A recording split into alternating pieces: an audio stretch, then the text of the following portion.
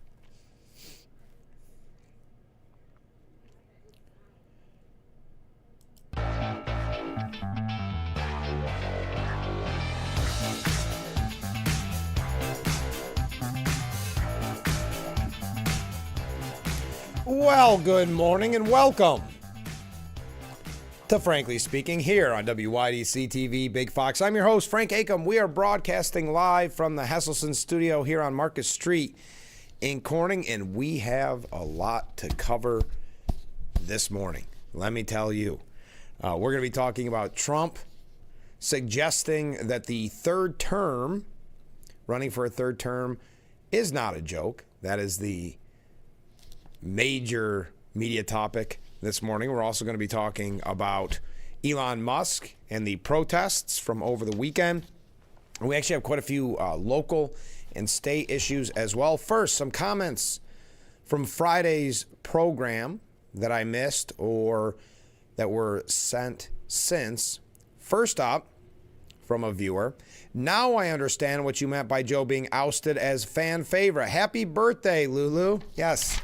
Lulu was a huge hit, celebrating her 4th birthday and celebrating the fact that she is the biggest fan of Frankly Speaking. So appreciate that. Jack says you should have Lulu on every year on her birthday. That would be a fun tradition. Maybe she will replace you someday with Lulu speaking. I like it. I already passed that along to her father, telling him her father is our postal carrier here on Market Street, saying that she'll have to come on every year. We'll make it a tradition. Also, Jack says, thank you, Joe, for your service, meaning Joe Sempolinski, who was our guest on Friday, and for being a regular on Frankly Speaking. Yes, thank you, Joe. Did a good job, as always. Always fun to have the Assemblyman on the program, former congressman. Comment from a different viewer. Vice President J.D. Vance is very impressive. In my opinion, in 2028, he'll be our next president. I think he's doing a fantastic job. He's so knowledgeable on the issues. He's, of course, in Greenland right now.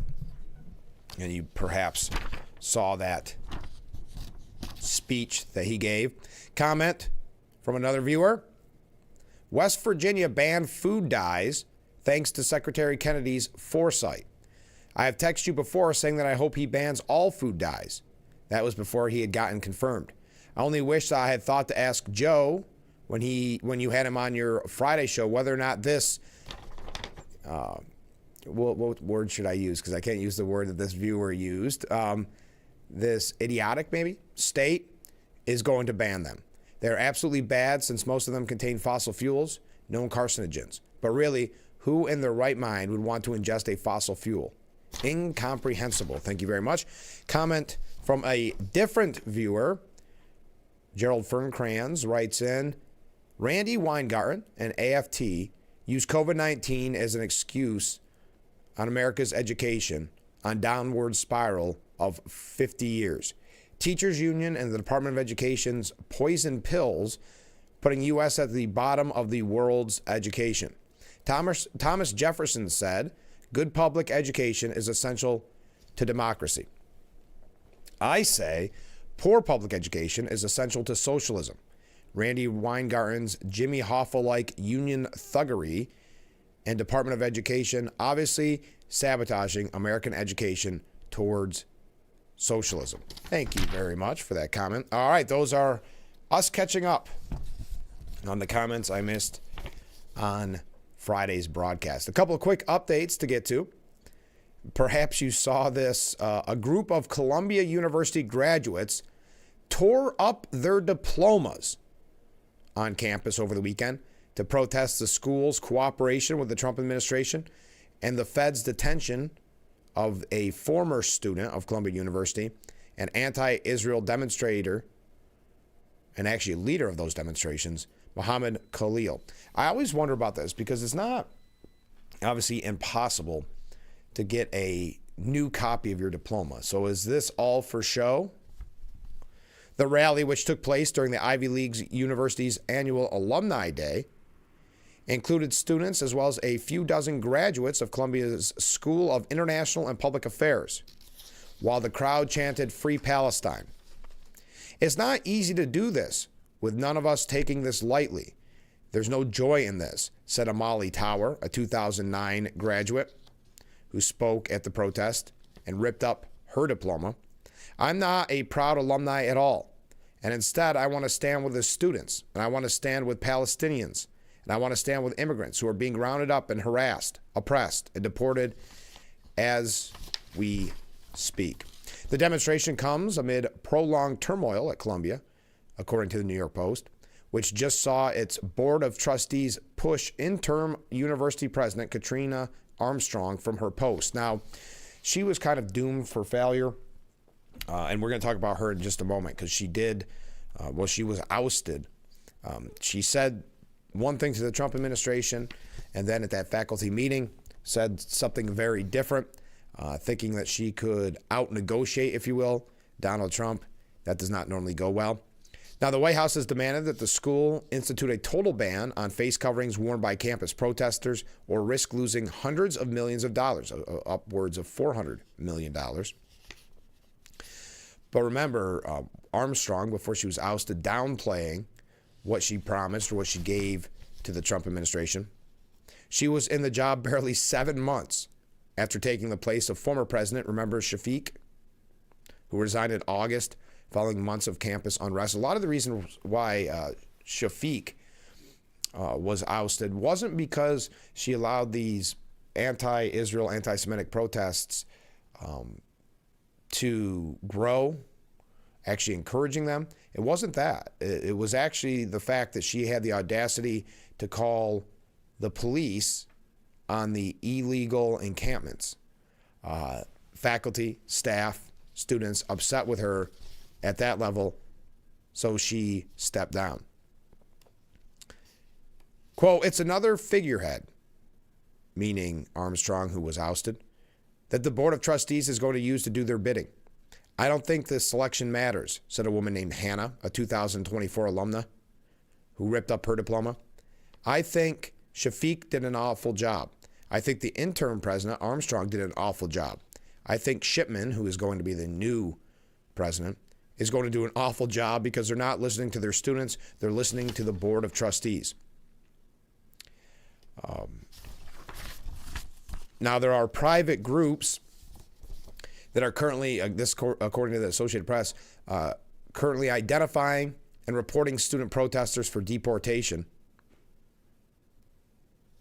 And they go through and give specific people. But it says other pro-Israel groups have enlisted help from supporters on campus, urging them to report foreign students who participated in protests against the war in Gaza to the Immigration and Customs Enforcement Agency. The push to identify masked protesters using facial recognition and turn them in is blurring the line between public law enforcement and private groups. And the efforts have stirred anxiety among foreign students worried that activism could jeopardize their legal status. Quote, "It's a very concerning practice. We don't know who these individuals are or what they're doing with this information. Essentially, the administration is outsourcing surveillance. It's unclear whether names from outside groups have reached top government officials, but concern about the pursuit of activists has risen since the March 8th arrest of Mohammed Khalil, a Columbia University graduate student of Palestinian descent, who helped lead demonstrators against Israel's conduct of the war." Immigration officials also detained a Tufts University student from Turkey outside Boston this week, and Trump and other officials have said that more arrests of international students are coming. A Columbia graduate from South Asia said now they're using tools of the state to actually go after people. "We suddenly feel like we're being forced to think about our survival." Now, ICE has detained a University of Minnesota international graduate student. This coming from Fox News. An international student, a graduate student, at the University of Minnesota was detained by U.S. Immigration and Customs Enforcement last Thursday. The student was enrolled at the school's Twin Cities campus in Minneapolis under the Carlson School of Management. The university said the student was arrested at an off-campus residence, but did not name the student nor say why the student was detained. Thursday's arrest is one of ICE's latest cases in cracking down on foreign students and faculty members across various American institutions. Now, Michael Goodwin at the New York Post said maybe the third time will be the charm. Columbia University obviously subscribes to the belief that Friday night is the best time to put out bad news. How else to explain the fact that at 8 p.m. Friday, it announced that its interim president had quit? If members of the Board of Trustees hoped nobody would notice, they're more delusional than advertised.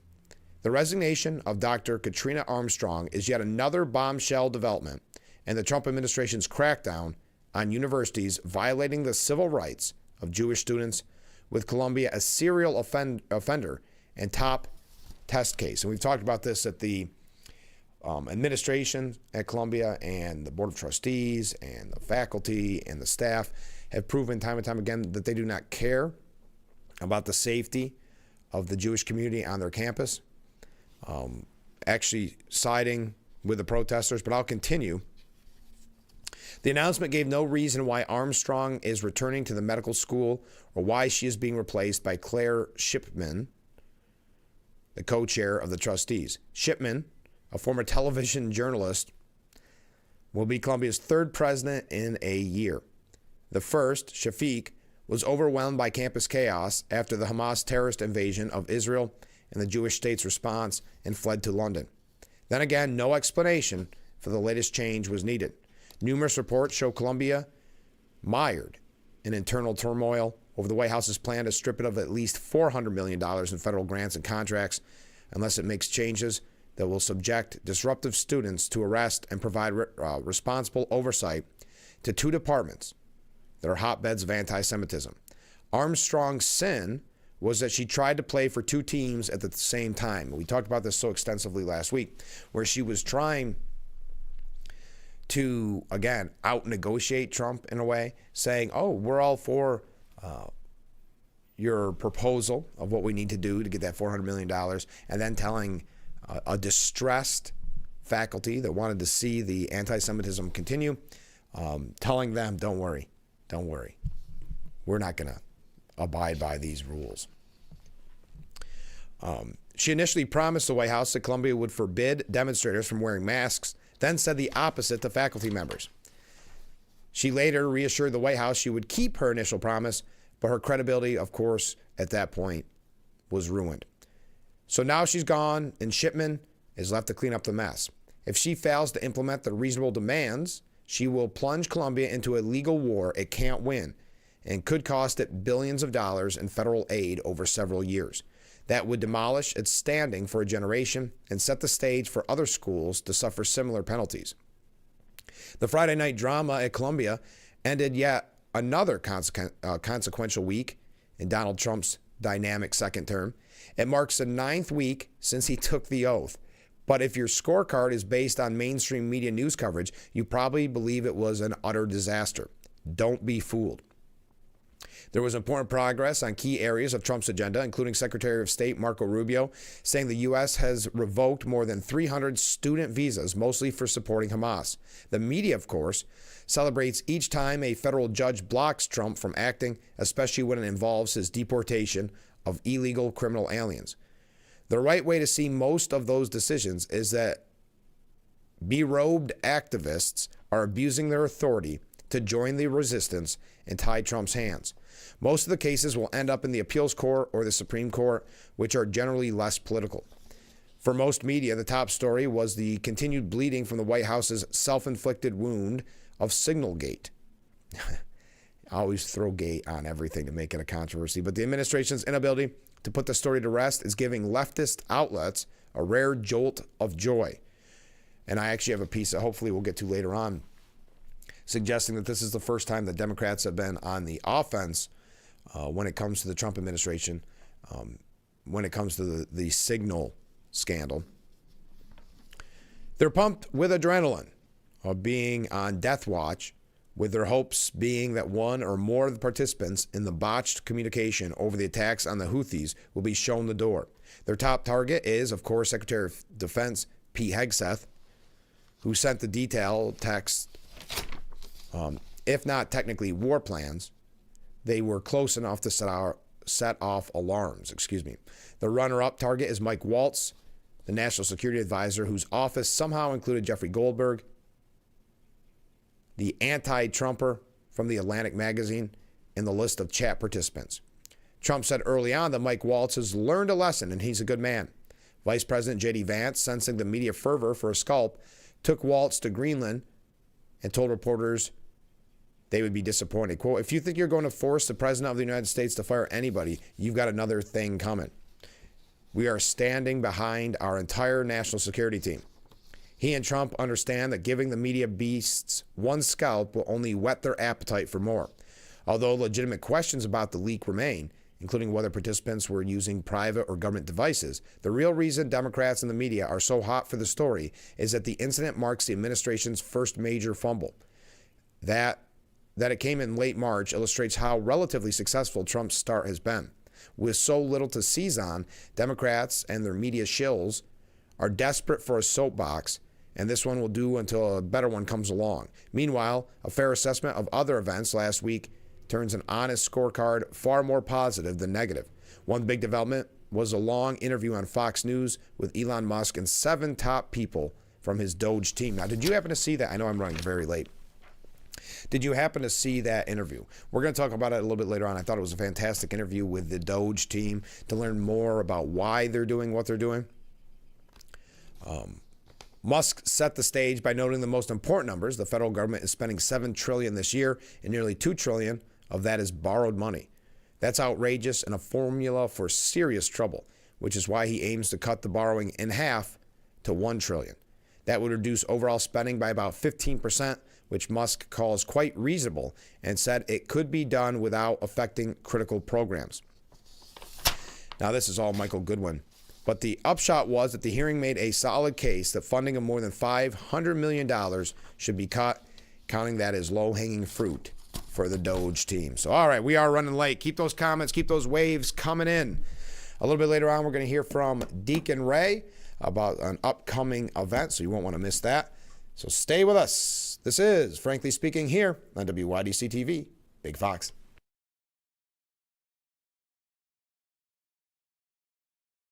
Attention, Elmeron may lead to vision loss. If you have suffered vision problems after taking Elmeron to treat bladder pain, call the Hearn Law Firm.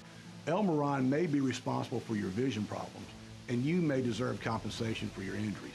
If you took Elmeron and now have vision problems, call the Hearn Law Firm at 888-308-3866 right now. You could find out if you qualify in less than 2 minutes. Call 888-308-3866 for your free case review. Frankly Speaking Roof Cam is brought to you by Boss Security in Horseheads. Contact Boss Security for all your business and home security needs. A rookie stunt driver meets the trainer who thought he'd seen it all. Again. There's bound to be action, but this is no ordinary blockbuster. It's a Nissan sales event ad. Don't miss your chance to drive away in a new Nissan. Let's roll. Now, get a low $329 per month lease on the 2023 Nissan Rogue, or get a low $259 per month lease on Sentra. Act fast. Offers this good won't stick around. Every day, Ebony K. Williams presides. Untrue, Your Honor. What, you're going to have your turn. Is another day when right prevails over wrong. I can tell what happened here, sir, because I was born at night, not last night. The only thing that matters, sir, is how I see it. Equal justice with Judge Ebony K. Williams.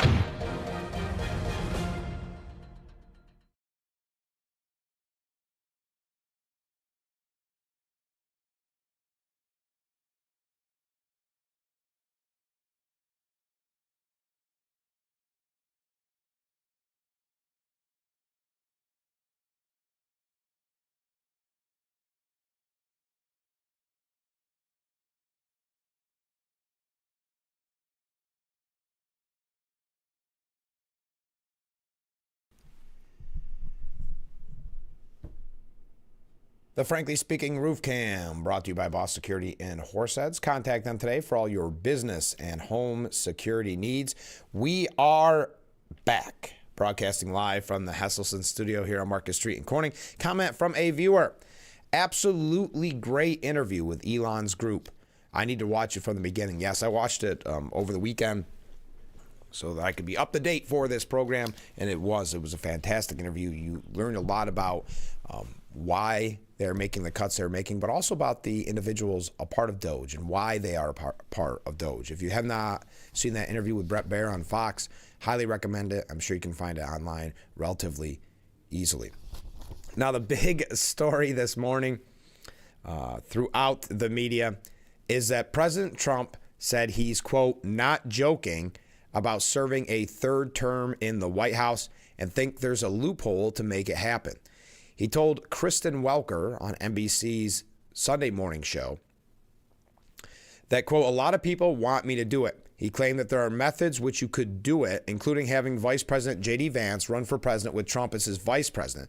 Vance would then resign to allow Trump to regain the top job. But there are others, too, he said, without elaborating. Now, of course, the media is up in arms over this. The president saying, quote, I basically tell them we have a long way to go. You know, it's very early in the administration. I'm focused on the current. He explained he's interested in serving as president until 2033 because I like working. I'm not joking, but I'm not. It is far too early to think about it. Now, Trump has repeatedly mentioned a third term. That's why a lot of people, if you recall, we talked about it on this program kind of extensively when Trump didn't endorse J.D. Vance already for president. Now, many people consider J.D. Vance the heir apparent to kind of the MAGA movement. But Trump would not fully embrace him. And we said at the time the reason could be because Trump is thinking about a third term. Now, FDR is the only American president elected to more than 2 terms.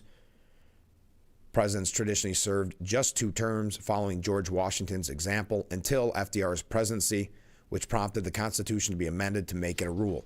Trump, the second president in U.S. history to serve non-consecutive terms, is set to be the oldest ever commander-in-chief. When he completes his second term in January of 2029, he'll be aged 82 and 7 months, beating out former President Joe Biden, who left office in January at age 82 and 2 months. He would be nearing age 87 at the end of a hypothetical third term. So again, this is the big story. Your thoughts on President Trump saying there is a loophole, there are methods, and that he's not joking that he may run for a third term. I don't think that statement comes as any surprise. He's kind of made it in the past in kind of how do I want to word kind of I don't know what word I'm looking for. Off the cuff remarks, a little bit insinuating anyway that he would be running for another term. Now saying that it is not a joke and that there are loopholes. Your thoughts on that? Now, we have a couple updates, and last week we talked about this extensively in the Democrat Party. We talked about it with Joe Sepolinsky on Friday as well, where Chuck Schumer is in a very precarious situation when it comes to his leadership position. A lot of Democrats are now looking to AOC, Bernie Sanders, to be the leaders and not the, I guess you could say, the older crowd of Chuck Schumer and Nancy Pelosi. Nancy Pelosi very much, as Joe Sepolinsky said, likes showing the world that she is still in charge, that she's a leader. And that's why she went out and gave that interview where she said, and I'm paraphrasing, but I never do anything for nothing, which is what Chuck Schumer did when it came to the continuing resolution. So the long knives are out for Chuck Schumer. We're going to talk about the Democrat Party here in a little bit. We do have some local issues. I think when we had the sheriff on last week, we talked about an opinion piece, an op-ed at the Hornell Sun. And I had read it on the program a few days before, and then we commented on it with the sheriff. Well, there is a new piece out by Mr. Ricalto, Joe Ricalto, from the, again, Hornell Sun. You can find out more about these op-eds at the hornellsun.com. But we're going to read his newest op-ed about what is happening at the county level. We do have quite a few updates on the state as well. So stay with us. We'll be right back with Frankly Speaking here on WYDC TV, Big Fox.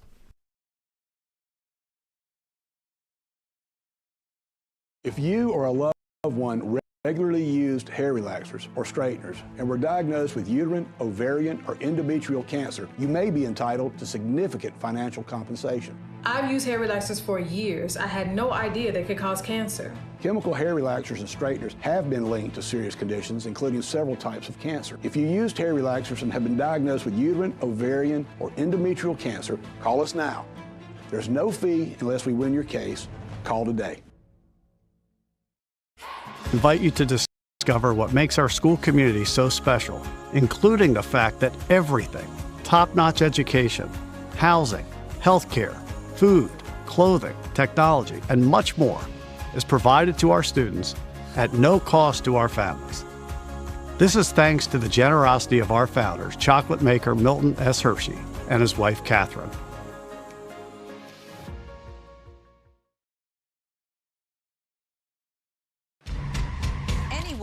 Anywhere can record crimes as they happen, and we're going to watch them right here. He just took his car.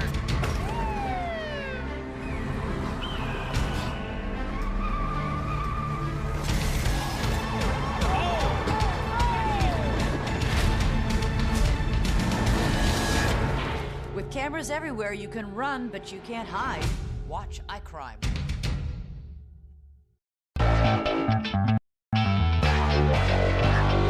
Welcome back to Frankly Speaking here on WYDC TV, Big Fox. I'm your host, Frank Acom. And how can we help like that in our small businesses, not to sound cliche, but are the backbone of our community? Let's talk about thanks, as always, to you, the viewers, for sending in your texts and your voicemails. Now we go to a comment. This is from John in Elmira. Make sure to catch Frankly Speaking only on AM Big Fox News WYDC, or visit our website at WYDC.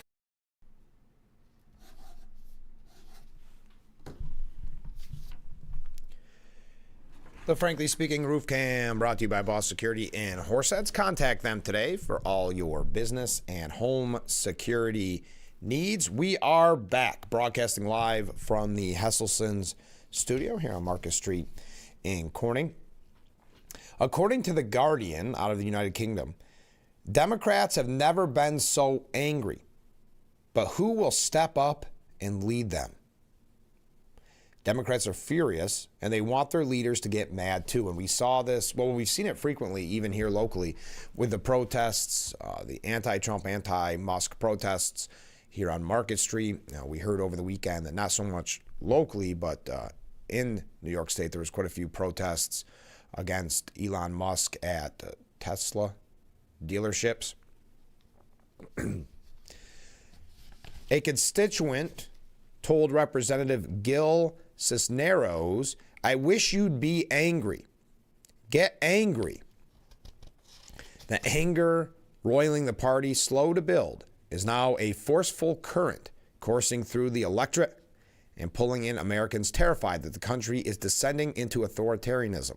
Democrats, with no leader to guide them and little power to wield in Washington, are scrambling to harness the sudden fury. And we know that, and so many people have said this, that Chuck Schumer, it's a new age in the second term of Trump.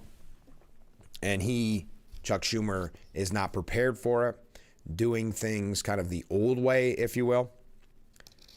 Well, at rallies, town halls, and protests, voters are venting their fury with Donald Trump and his empowerment of Elon Musk's full frontal assault on federal agencies. Can you read the bias dripping from this piece? Stoking what progressive activists believe are the embers of a populist backlash against the president and the Democratic leaders they believe are not meeting the moment. Tens of thousands of left-leaning voters flocked to fight oligarchy rallies hosted by Bernie Sanders and AOC across 3 Western states last week. Democratic members of Congress spoke to packed crowds at events in House districts held by Republicans who have been advised not to hold town hall meetings. And we know that there have been protests locally at Congressman Nick Langworthy's office for that exact reason. But of course, those calls for him and other Republicans do town halls aren't done in good faith. They're not done in a way to have the conversation that a town hall is supposed to bring. It's so that there can be a protest and yell at the congressman, and then, of course, make the news and suggest that everybody is against Trump and Trump supporters.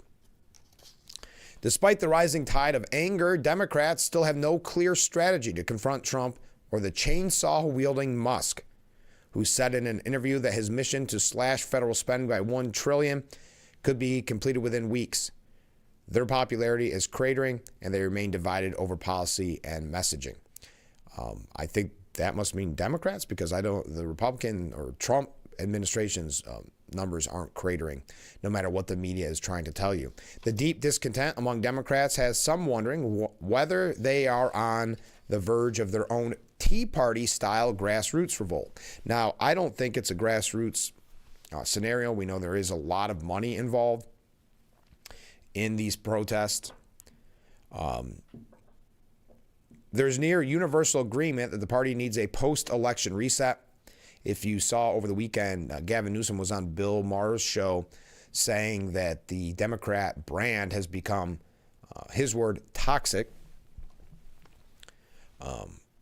People don't think we make any, we'll say, darn sense, said Gavin Newsom. Now, Gavin Newsom, of course, trying to make himself look more moderate. We know he did not and is not governing that way. But he wants to be more moderate so he can run for president. Next go around, he is one of the clear favorites, shockingly enough, after we saw the mishandling of the wildfires. Recent polling reflects the grim state of affairs. Just 40% of Democrats approved of the way their leaders in Congress were handling their job, compared with 49% who disapproved. The survey, which marked what the university's polling analyst Tim Malloy called a sobering slapdown of historic proportions for the Democrats in Congress, was conducted weeks before the Senate Minority Leader Chuck Schumer provided the votes to pass the continuing resolution. A survey released this week by the progressive polling firm Data for Progress showed that 70% of Democratic voters gave the party's response to Trump a C grade or below, with 21% assigning a failing grade. An angry voter is a loyal voter, said Stephen Webster, a political scientist at Indiana University. They'll run the risk of having their voters turn on them. So the idea, do you think this is sort of a Tea Party movement for the left? What the Tea Party did to the GOP, it cannot be done to the Democrats. And if it were, it would relegate them to 4 decades of minority status, said Theda Skopel, a Harvard sociologist. And as I mentioned, Gavin Newsom saying that the Democratic brand is toxic on Real Time with Bill Maher, and that his party had to admit its own mistakes, delivering tough love as Democrats struggle in their fight against the Trump administration. He said, quote, "The Democratic brand is toxic right now." And that, of course, relates to the idea that their favorability is at 27%. Mr. Newsom, a possible 2028 presidential candidate, according to the New York Times, blamed his fellow Democrats for his party's woes. He criticized Democrats for being judgmental, staying in an echo chamber, and resorting to cancel culture to ostracize people whose views they find abhorrent. "We talk down to people. We talk past people," he said. And that was very clear during the election, when not only did they mock and ridicule you if you said that inflation was hurting you, that you could not afford your groceries, they would laugh at you and call you names. Now, we know that Gavin Newsom recently launched a podcast where he's had some conservatives on. He said on Friday, "The idea that we can't even have a conversation with the other side, you have to. They won," said Bill Maher. And that was the idea of he's getting pushback from his own party for having this podcast where he's interviewing people like Charlie Kirk, Steve Bannon.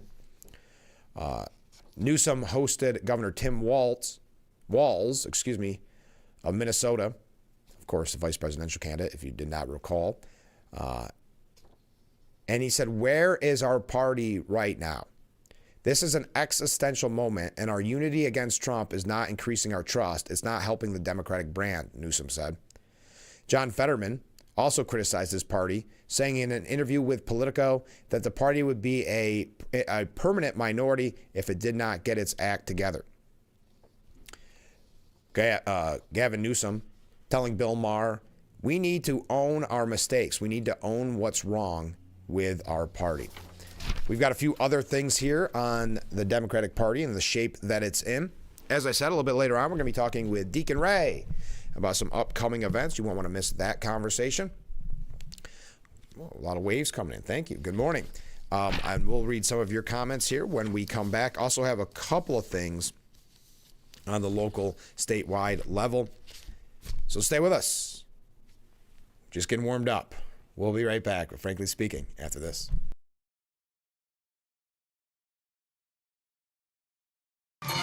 Name something with a diamond in it. Diamondback rattlesnake. It's in the name.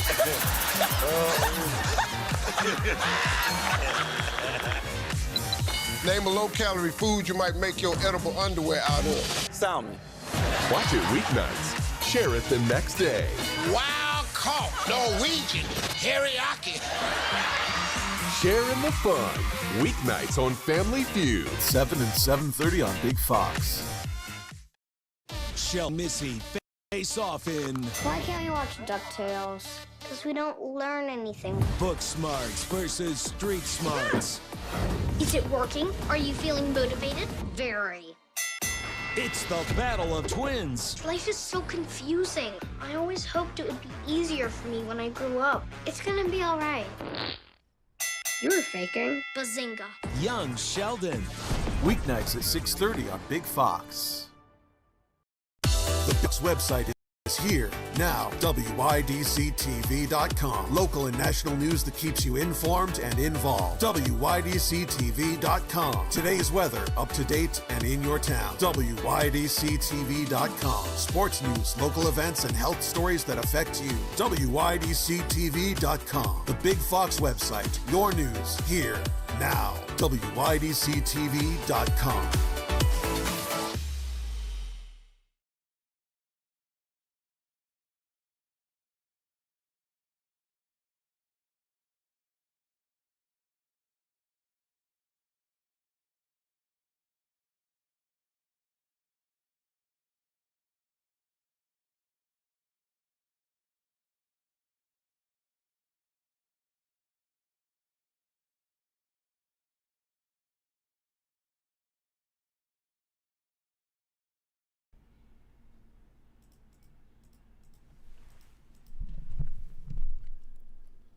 Look at that beautiful view, brought to you by Boss Security in Horseheads. Contact them today for all your business and home security needs. We are back, broadcasting live from the Hesselson studio. Comment from a viewer: I'd say more power to Trump. If George Soros can do it, so can he. Too bad that Trump didn't come into the picture as president years earlier. Yeah, that's a very good point. Obviously running as an older man, but having been involved in politics behind the scenes for quite some time. Senator Michael Bennet was on Meet the Press on NBC, and he said that the Democrat Party has lost touch with working people in our country. Kristen Welker said, "Let me ask you about the future of the Democratic Party. Senator, you have stopped short of calling for Senate Minority Leader Chuck Schumer to step down. You were critical of his striking a deal to avert a government shutdown, effectively siding with Republicans. But you did say, quote, it's important for leaders to know when it's time to go. Do you still have confidence in Leader Schumer?" So Senator Mike Bennet, Democrat from Colorado, said, "I think a much more important question is what we are going to do as the Democratic Party to create a compelling view for Americans that will allow us to lead again. We should have never lost to Donald Trump once, much less twice. There are many things I blame Donald Trump for, as you could tell from the conversation we've had today. But getting elected president isn't one of those things. The Democratic Party has lost touch with working people in our country at a time when 50 years of trickle-down economics has meant that most Americans feel like no matter how hard they work, their kids are not going to live a life better than the life they lead. I think the Democratic Party needs to use this moment of having been repudiated at the national level to figure out a creative and imaginative agenda for the 21st century that's going to lift the fortunes of working people and the middle class all across the country." Now, the New York Times said that the Democrats are in denial about 2024. Last year's election was close. Oh, boy. This is the editorial board at the New York Times. Again, there was a state Senate race in Pennsylvania, which you probably weren't aware of, in Lancaster County. And the seat flipped from Republican to Democrat. And that was a bellwether. That meant that the Republican Party is in a tailspin, putting so much emphasis on this one seat. But on the other side of the coin, as the New York Times is so dutifully reporting here, that the popular vote, the electoral vote, winning the House and the Senate is not a mandate. It was so close. So close. Quote, last year's election was close. And then they wonder why the media has lost all credibility. Despite President Trump's hyperbolic claims that his margin of victory, still the Democrat Party clearly lost. And not only the presidential race, it also lost control of the Senate and failed to recapture the House of Representatives. Of the 11 governor's races held last year, Democrats won 3. In state legislative races, they won fewer than 45% of the seats. In the aftermath of the comprehensive defeat, many party leaders have decided that they do not need to make significant changes to their policy or their message. They've instead settled on a convenient explanation for their plight. That explanation starts with the notion that Democrats are merely the unlucky victims of post-pandemic inflation and that the party is more popular than it seems. If Democrats could only communicate better, particularly on social media and podcasts, the party would be fine. Quote, we've got the right message, Ken Martin said, the chair of the Democratic National Committee. What we need to do is connect it back with the voters. A key part of this argument involves voter turnout. Party leaders claim that most Americans still prefer Democrats, but that voter apathy towards Mr. Trump to win. But that voter apathy allowed Mr. Trump to win. According to the logic, Democrats do not need to worry about winning back Trump voters and should instead try to animate the country's natural liberal majority. Quote, I don't think we're going to win over those 77 million that voted for Donald Trump, said Governor Tim Walz. I'm concerned with the 90 million that stayed home. It was an unfortunate echo of Hillary Clinton saying that millions of Trump voters were deplorables and irredeemable. As comforting as these explanations may feel to Democrats, they are a form of denial that will make it harder for the Democratic Party to win future elections. Again, this is coming from the New York Post, dripping with bias here. Even many conservatives and Republicans should be concerned about the Democratic denial. The country needs two healthy political parties. It especially needs a healthy Democratic Party, given Mr. Trump's takeover of the Republican Party and his draconian behavior. Restraining him and any successor who continues his policies depends on Democrats taking an honest look at the problem. The part of the Democratic story that contains the most truth is inflation. Prices surged during COVID supply chain disruptions, and incumbent parties around the world have suffered. Polls made clear that inflation was not the only reason. Well, you've got to remember, too, when we were talking about inflation, the Democrat Party laughed at us, said that we just don't get it. That page 347 in some bureaucratic report shows that inflation is actually not bad, that you aren't suffering the results of inflation. Voters also trusted Republicans more than Democrats on immigration, crime, government spending, global trade, and foreign policy. Among the few exceptions were abortion and health care. As the headline of a recent Times news article summarized, support for Trump's policies exceeds support for Trump. We recognize this, again, the New York Times. You have to see what the far left has to say about themselves. We recognize that the Democrat Party is in a difficult position. It must compete with a Republican Party that shows an alarming hostility to American democracy. What about the hostility to American democracy when the Democrat Party was literally trying to keep Trump off the ticket and using lawfare to hurt his campaign? But we'll continue. And we urge Democrats to continue speaking out against Mr. Trump's authoritarian behavior, his bullying of military leaders, judges, law firms, universities, and the media, his disdain for Congress, his attempts to chill speech through deportation, his tolerance for incompetent cabinet secretaries who endangered American troops. Whatever polls say about the political wisdom of such criticism, Democrat silence on these issues would only encourage got cut off there. Other parts of society.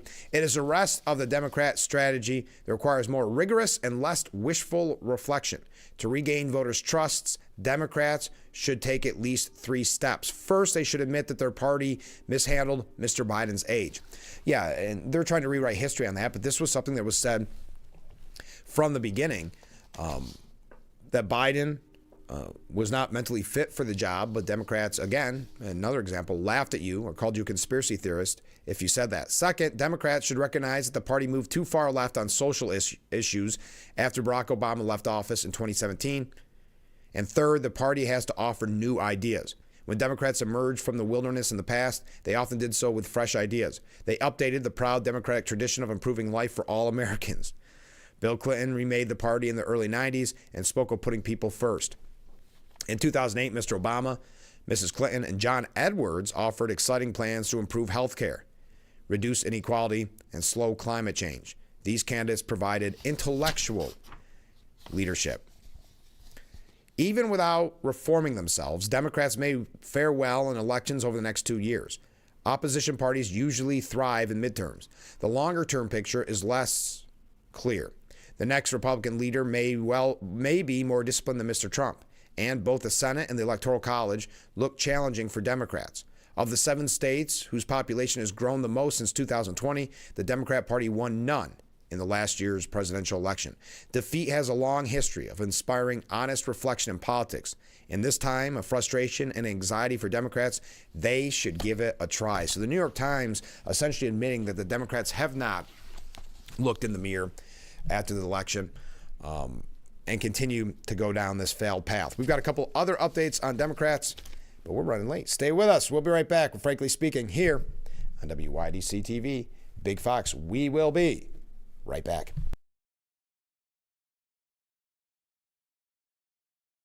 Attention, Elmeron may lead to vision loss. If you have suffered vision problems after taking Elmeron to treat bladder pain, call the Hearn Law Firm. Elmeron may be responsible for your vision problems, and you may deserve compensation for your injuries.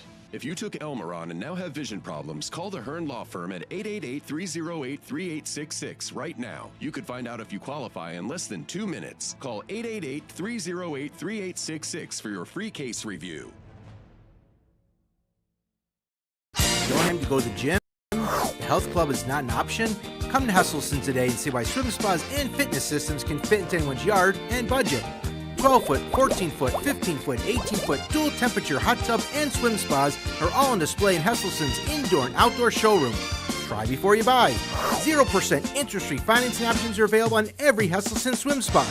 Swim and exercise year-round and start making every day better. After 70 years, it's still fun to poke in the corners at Hesselson's.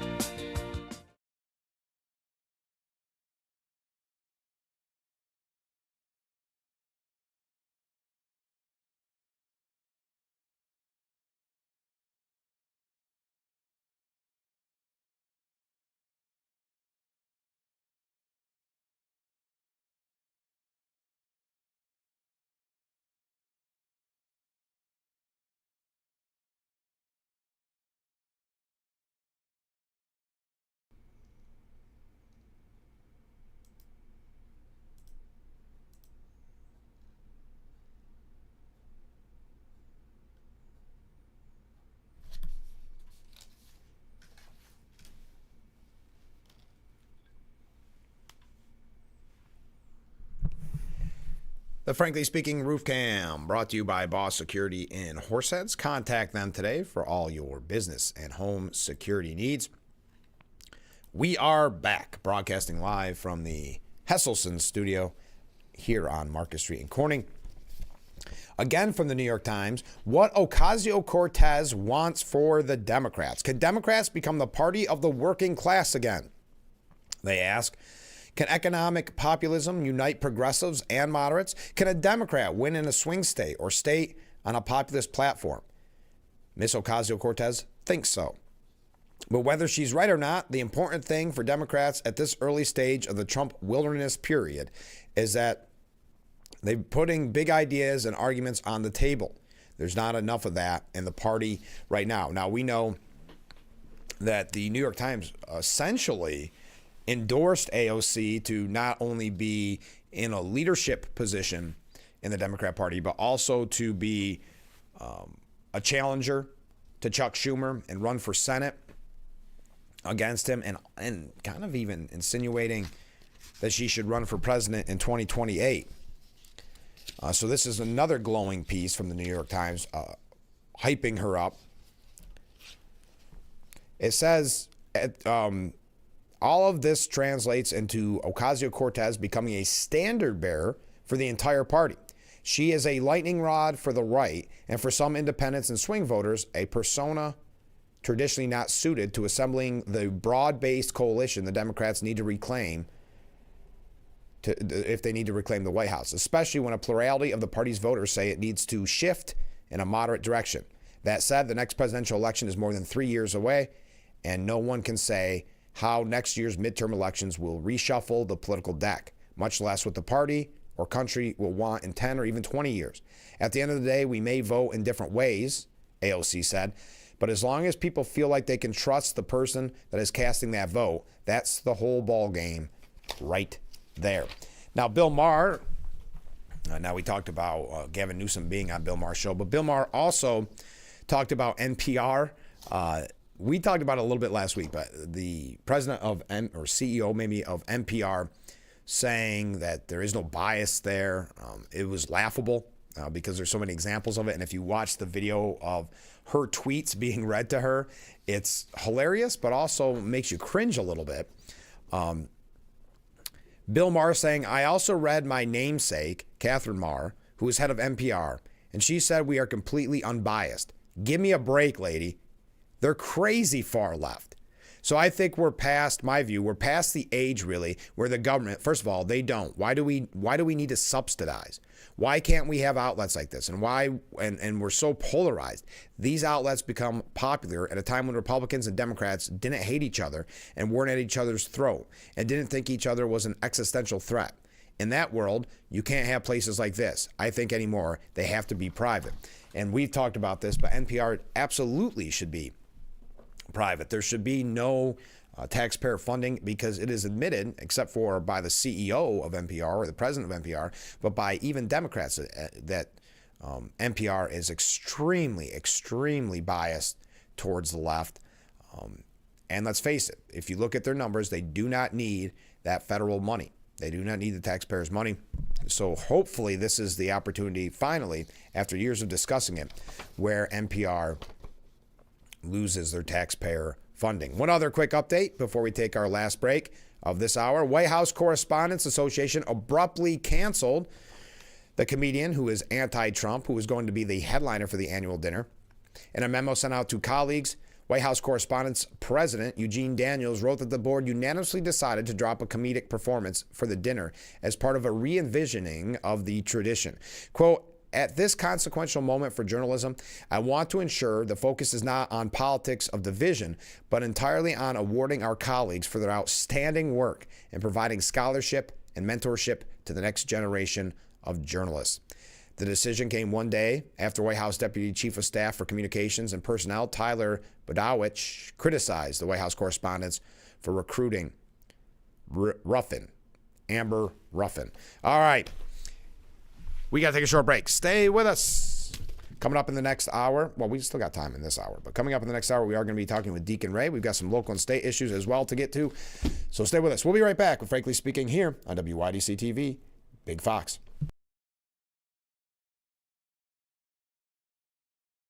In today's world, securing your business is more important than ever. Protected with Boss Security's state-of-the-art alarm systems. When seconds matter, trust the experts. Boss Security is proud to safeguard local businesses across the Twin Tiers. Contact Boss Security today. In a few words, Urkel, glasses, nerd. It pays to know your nerds. If you guys didn't get nerd with me sitting up here on this show, 25 words or less. Weeknights at 5 and 5:30 on Big Fox. Invite you to discover what makes our school community so special, including the fact that everything, top-notch education, housing, healthcare, food, clothing, technology, and much more is provided to our students at no cost to our families. This is thanks to the generosity of our founders, chocolate maker Milton S. Hershey and his wife, Catherine.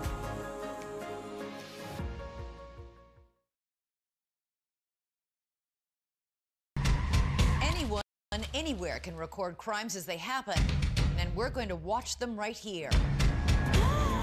He just took his arm.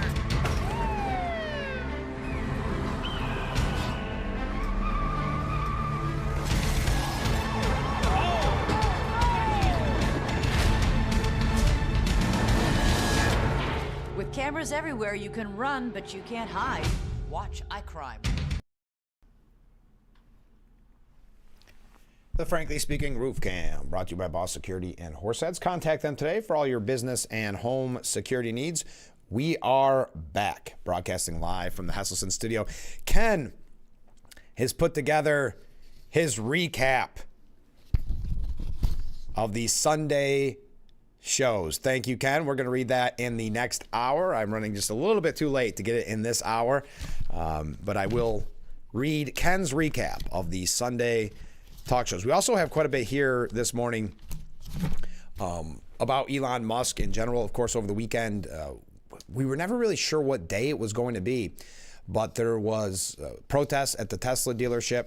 We'll talk about that. We've got quite a few New York State issues to get to in the next hour, starting with this New York State issue, just because we had Assemblyman Joe Sempolinski on the program on Friday. Really good interview. Two guests. We had Lulu for her 4th birthday, and then we had Joe Sempolinski.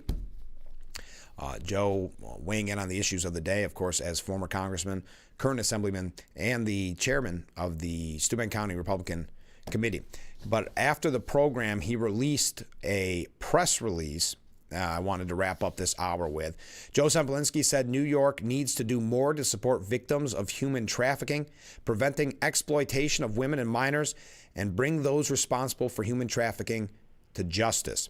The Assembly Republican Task Force on Human Trafficking released its report this week, co-chaired by Assemblyman Brian Mayer and Assemblywoman Mary Beth Walsh. The task force met with stakeholders across the state, including survivors, social workers, members of law enforcement, Border Patrol agents, and prosecutors.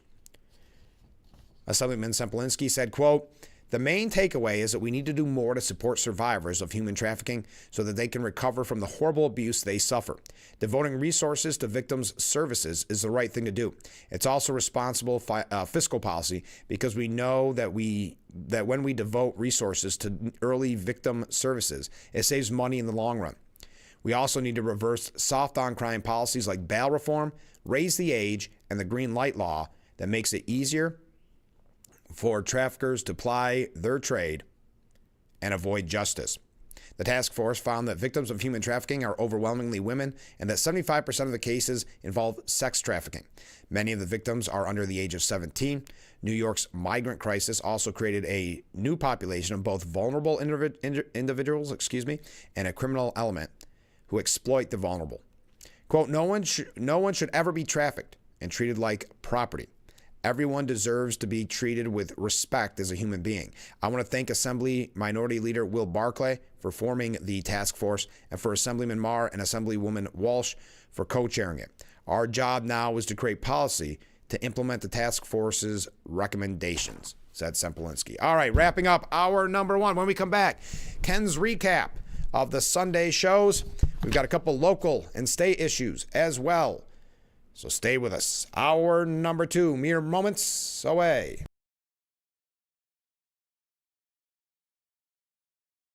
If you or a loved one regularly used hair relaxers or straighteners and were diagnosed with uterine, ovarian, or endometrial cancer, you may be entitled to significant financial compensation. I've used hair relaxers for years. I had no idea they could cause cancer. Chemical hair relaxers and straighteners have been linked to serious conditions, including several types of cancer. If you used hair relaxers and have been diagnosed with uterine, ovarian, or endometrial cancer, call us now. There's no fee unless we win your case. Call today.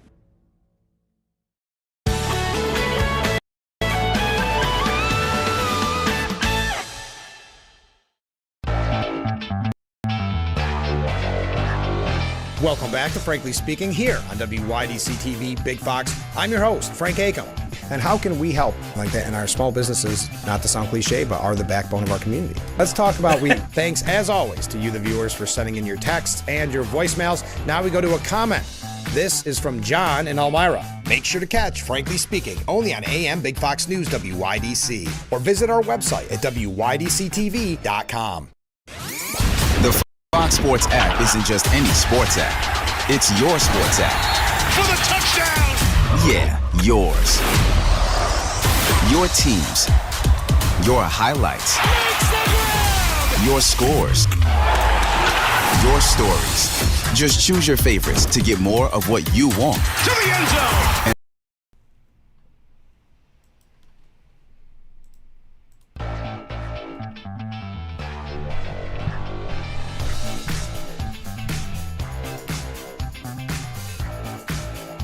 Hour number two of Frankly Speaking, broadcasting live from the Hesselson studio here on Market Street in Corning. Thank you so much for joining us this morning. As I mentioned at the end of the last hour, Ken doing yeoman's work here and watching the Sunday shows that we do not want to watch and recapping them for us. So let's go to Ken's recap of the Sunday shows. Frank, I hope the below synopsis of the Sunday shows isn't too slanted towards the left. I spent part of the day in New York City on Saturday, and I fear that the liberalism all around me may have affected my judgment. I'm sure it's all fine, Ken. I'm sure you stayed strong. On Meet the Depressed with Kristen Welker, her opening monologue included the signal issue, wondering if anyone would be held accountable, the Trump trade war, hurting our relationship with our allies, and wondering what Trump's intentions, on taking over Greenland. She talked with Jeffrey Goldberg of The Atlantic. He said that the Trump administration is lying about everything associated with the signal text, and the information he was texted was very classified, specific, and put lives in danger. They both work to say that Vance and Trump are not in agreement with each other on the war plans, signaling division in the White House. He tried to paint himself as an honest, tough reporter, which is hilarious. Obviously, been very biased. That's why there's so many concerns, and that's why there's a lot of red flags surrounding Mr. Waltz right now, why he had Goldberg's number, but also how vehement anti-Trumper gets accidentally put in that chat. Still makes many people weary of Mr. Waltz. But I'll continue with what Ken had to say. She talked, meaning Kristen Welker, with Senator Mark Wayne Mullen. She tried to get him to say what a horrible mistake the signal leak was. He noted that we are now fighting terror instead of setting on our hands like Biden's handlers did. He noted that the left is just trying to make something out of nothing while not commenting on the horrible things the Biden administration did. She said she talked with Trump earlier and that he is mad, we'll say, on Russia's response to peace and will put tariffs and other sanctions on Russia if Putin doesn't come around. She tried to get Mark Wayne to say Trump is doing the wrong thing. She tried to get him to say that Trump's tariffs are hurting our relationship with Canada. Mark Wayne didn't bite on any of her accusations. He schooled her on the tough Trump administration in comparison to the weak position of the Biden administration. She talked with Democrat Senator Michael Bennet.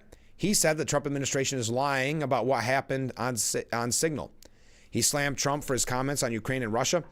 He is against Trump's tough talk on bombing Iran and blamed Trump for allowing Iran to get closer to getting nuclear weapons. She asked if he had confidence in Schumer. He evaded the question and went on to say the Democrats need to bond better with the people, and the Democrat brand is currently not connected with the people. Yet again, he is saying Trump is for billionaire tax cuts. He further said that Trump hates the nation's kids. Welker was so happy with his response, she was grinning, I'm going to struggle with this word, like a Cheshire cat. The Trump-hating panel, again, didn't disappoint. They worked as hard as possible to paint Trump and his administration as incompetent on the Signal issue. And then Trump is trying to push a horrible mineral and oil deal on Ukraine in the name of peace, and how horrible his tariffs are for the nation. Mike Dubke, the token Republican, did what was required to pretend he was conservative and to slam Trump so he could get paid and invited back. Isn't that so cliche? I mean, not cliche, but accurately cliche, that's what they always do. They have a Republican on there. That's why Scott Jennings is really refreshing on CNN, because he isn't kind of a wishy-washy Republican. But the mainstream media very often, more often than not, will get a Republican that badmouths Republicans, and they get paid and they get the pat on the back and then get invited to the cocktail parties. But continuing with Ken's recap, a long recap, Ken. On This Week with George Snuffleupagus with Martha Raddatz, she had Diane Swank, an economist, on to talk about how bad Trump's tariffs are going to be for this country. She talked with Dr. Ashish Jha about the bad decisions that RFK Jr. is making regarding medication changes and the 20,000 personnel cuts being made to HHS and how it's going to hurt the sick and residents of nursing facilities. Raddatz did her liberal duty on slamming the Trump administration on the Signal issue. She talked to Democrat Senator Mark Warner. He mimicked what Democrat Senator Michael Bennet said on Meet the Depressed about the Signal issue. As usual, the Democrats are in lockstep with each other. Surprising, he said that someone should have been held accountable for the Afghanistan withdrawal. She talked with Republican Representative Mike Turner. She again discussed the Signal issue and tried to get him to say it was classified information that was shared from the Atlantic. He worked to be neutral on it if anyone should be fired. She talked with Chris Christie. Of course she did. He did what ABC expects, saying Trump is incompetent and is always twisting the truth to serve his narrative. On To Face the Nation with Major Garrett, they discussed Trump's polling, trying to paint most of his polling as going in the wrong direction. They talked with UAW President Sean Fain. He stated that tariffs can be a help to his workers, but he is concerned about the firing of government workers. He said free speech is under assault. He's worried about taking away Social Security, Medicare, and Medicaid. He seems to be nonpartisan on his agreements and criticisms. He talked with Senator Mark Warner. They mostly discussed the same issues that were discussed on This Week with George Stephanopoulos. I'm going to actually start saying, I got to say his name right or it's going to be lost in my head. He asked about Greenland and its strategic importance. He said it is very important, but went on to slam Trump on his rhetoric associated with taking over the country and that it is hurting us on the world stage. He talked with the Republican Representative Jody Arrington. He tried to get him to say that Trump's tariffs are going to be bad for the country, but Jody said that they are a good plan and needed in this bad economy. He tried to get him to say that there will be cuts to Medicaid, but Jody again schooled him in the fact that Medicare needs these reforms and benefits won't be cut. As usual, all three Sunday shows did their best to paint Trump and his administration in as bad a light as possible. Can you imagine how strong our country would be on the world stage if the news and opinion shows just stuck to reporting the facts instead of shaping the message depending on which political party they choose to support? Yes, think about how, well, and again, I know you talked about it, Ken, last time or maybe the time before, but think of what Trump overcame. Because the media is so clearly biased. It's so predictable. I mean, you know they're going to have a Chris Christie on. You know these shows are going to have a Republican that is very quick to badmouth Republicans. They're not going to have a good Trump conservative that's going to have an opportunity to talk about the success of Trump's policy. So thank you for the recap, Ken. We appreciate it. Coming up in a little bit, we're going to hear from Deacon Ray. He's going to tell us about some upcoming events locally. There's a lot of New York State issues. By the way, I don't know if you saw this over the weekend. Cuomo is now trying to position himself as kind of an antidote to the, quote, diabolical Trump administration. He picked up another big endorsement on Sunday as well. The governor came to the former governor came to the Queens County Democratic Party headquarters in Forest Hills to receive the endorsement from the party's chair, U.S. Representative Gregory Meeks. And while he was at an event, he was slapped with a parking ticket at one of his campaign stops. Andrew Cuomo, the former governor and potential New York City mayor, was slapped with a pair of citations during his stops on the campaign trail earlier this month. Hey, Ken, you mentioned you were at in New York City. Was that to throw your endorsement to former Governor Cuomo? Were you at the event? The first came on March 6th when Cuomo rolled up to a West 14th Street parking spot in his blacked out Dodge Charger. He nabbed an endorsement from a local Teamsters union that day and also a $50 ticket for parking in front of a cone in the bus lane. All right, enough about Cuomo. We've got a couple things here about the budget we're going to get to. Also, quite a bit here about kind of the anger in the Democrat Party, the division in the Democrat Party that we've been talking about. We also have, and we had mentioned, Sheriff Allard was on the program, I think, was it Wednesday of last week? Had a great conversation with him. And we brought up a opinion piece that was written by Joe Ricalto. And he's out of Hornell, and he wrote to the Hornell Sun. And it was a very well-written opinion piece and one that kind of put into light exactly what was happening at the county level. Well, he is back at it. Mr. Ricalto, Hornell resident and businessman, has written another op-ed. We are going to read that coming up after the break. And then again, like I said, Deacon Ray will be our guest. So stay with us. We'll be right back with Frankly Speaking after this. My brother, William Matar, is known for being a good guy. Sweet, caring, a rock. But don't let his calm exterior fool you, because deep within him is a killer instinct. Okay, it's deep within him. Really, really deep. But it's in there, and he uses it to take on big insurance and win. So if you're hurt in a car, call William Matar, my sweet, killer instinct brother. 444-4444. Hey. Hey, we need a change. Yeah. Remember when we talked about becoming Milton Hershey Schoolhouse parents? Well, what do you think? Did you see this? Kids, we're moving to Hershey, Pennsylvania. Will we go to school here? You'll go to a local school, but we'll be living on campus with the students whose lives we'll be helping. We'll have new friends? Yeah, we'll have a whole community to help us along the way, too. We'll have the opportunity to help others together.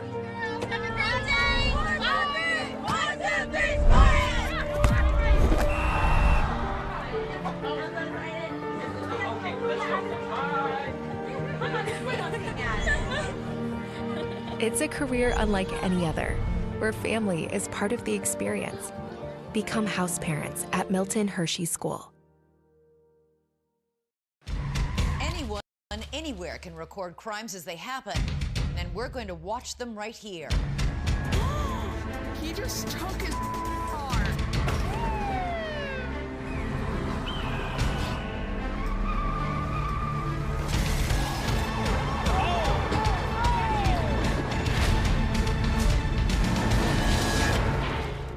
Cameras everywhere. You can run, but you can't hide. Watch iCrime.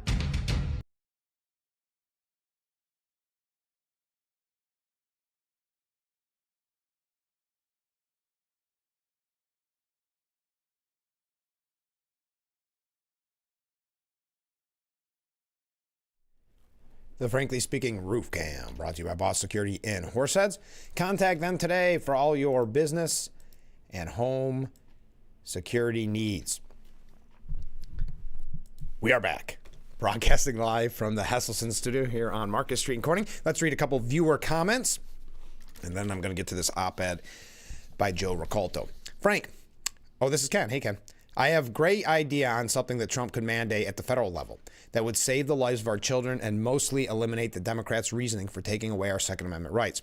He could put some of the monies saved by Doge into hardening our K through 12 schools. Remember what happened on the federal light bulb mandate? It was mentioned on Frankly Speaking that incandescent bulbs should be brought back, and the next day Trump talked about eliminating the ban. I know Trump is watching, so I look forward to hearing Trump's announcement on hardening the schools sometime this week. Yes, I would like to think that the President of the United States is watching Frankly Speaking in the my recording market, but he did call my radio show, so it's not out of the realm of possibilities. We do see some eerie similarities to what some major Republicans say to what we've said already on this program. Good morning, Frank. Well, hey, good morning. The obituary of the Democrat Party is being written as we speak. They died when their attempt to develop an anti-Trump vaccine failed. They died defending men competing in women's sports. They died trying to turn... Well, I'm not going to read that one. And they died trying to cover up bloated nonsense government spending. If AOC is the face of the new Democrat Party, it's time to play Taps by the graveside. Taps has never sounded so good. Thank you very much. Coming from a different viewer, good morning, Frank. Well, hey, good morning, Mark. That's awesome. Cuomo got a parking ticket. I bet he isn't driving a Tesla. No, I think you're exactly right. He is not driving a Tesla. I just thought how fascinating that is. The left, who has supported green energy and supported electric vehicles, now so anti-electric vehicle just because of Musk's involvement. And I thought in that interview with Brett Baer, Musk did a great job highlighting that there's just this hatred for him, this blind hatred, and for Tesla, a company, as he said, put it, is a, and I'm paraphrasing, but is a good group of people, good company. All right, I want to read this op-ed, and then we're going to actually tie that in, because at the New York State level, Clean Energy Group has admitted that with this green energy push, that our grid will not be able to handle it. It's something we've talked about extensively on this program, but now admitting that it would create chaos. We'll talk about that in a little bit. And as I mentioned, Deacon Ray is going to be our guest here in just a moment.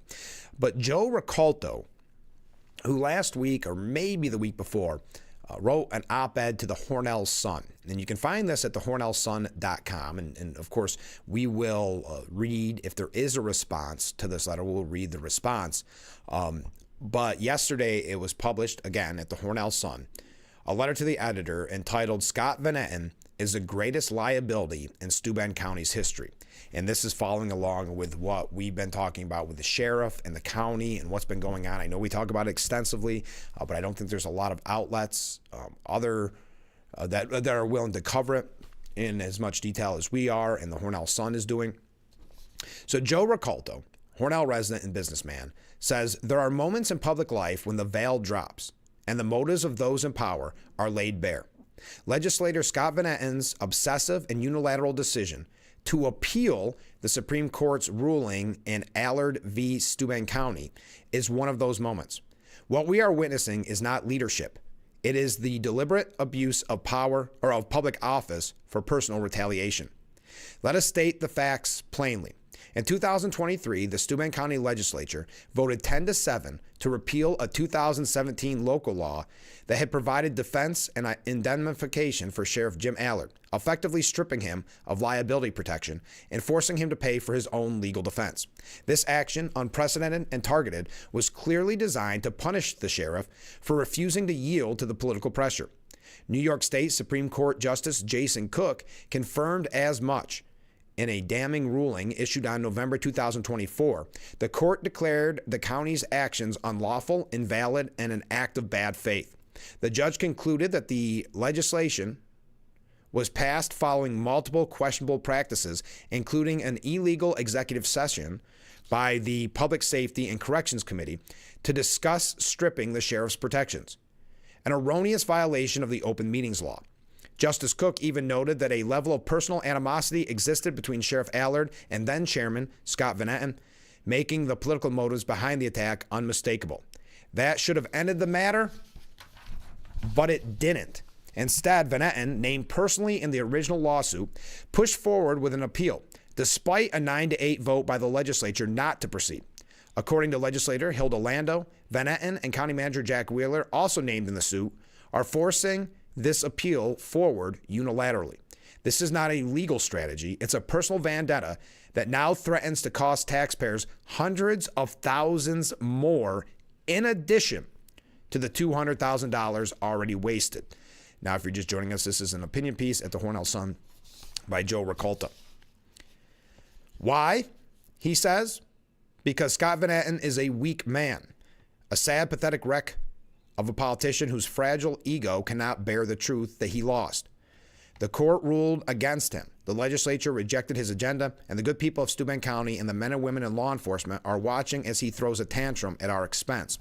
And just to be clear, we'll have any kind of response that Mr. Van Etten has to this. We will read that as well. This is just following along with what is happening in Steuben County.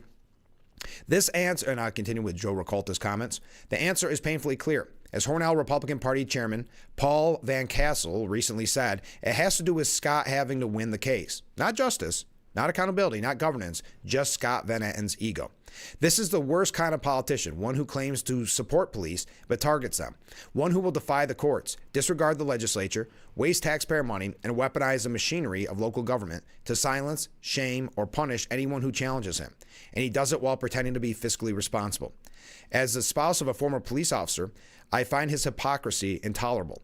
No one who works so relentlessly to destroy a respected law enforcement official has the right to claim they support law enforcement and save us the weak justification that he funds the sheriff's office. That is his job. He is not doing the sheriff or the public a favor.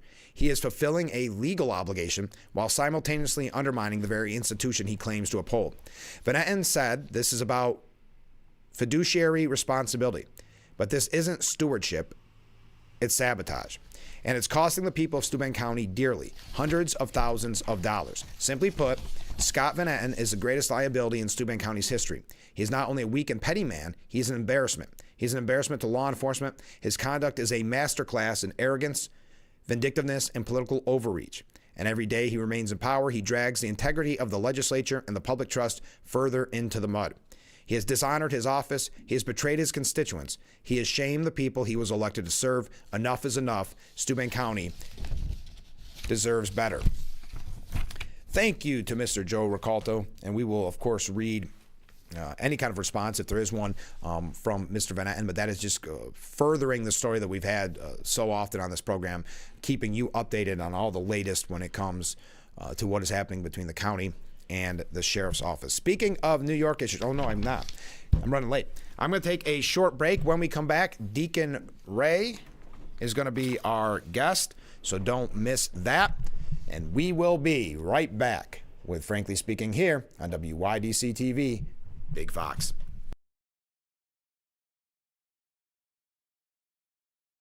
Attention, Elmeron may lead to vision loss. If you have suffered vision problems after taking Elmeron to treat bladder pain, call the Hearn Law Firm. Elmeron may be responsible for your vision problems, and you may deserve compensation for your injuries. If you took Elmeron and now have vision problems, call the Hearn Law Firm at 888-308-3866 right now. You could find out if you qualify in less than 2 minutes. Call 888-308-3866 for your free case review. Baseball isn't about the money or winning or losing. It's about the Mets. The Mets. Love the Mets. It's all about the Mets on WJKP, your local New York Mets station. Make sure you don't miss a home run. And tune into WJKP 48.2 to watch the New York Mets this MLB season. Brought to you by your local Nissan dealers. Let's go, Mets! What better start or end every day than relaxing in your very own Hesselson's hot tub? Massage therapy, relaxation, stress reliever, pain management, soothing muscles, or just spending time with a loved one. Hot water therapy really does make every day better. Hesselson's has been a part of this great community for over 70 years, still being locally owned and operated. So make the drive to Hesselson's and start making your path to a better life today. And after 70 years, it's still fun to poke in the corners at Hesselson's.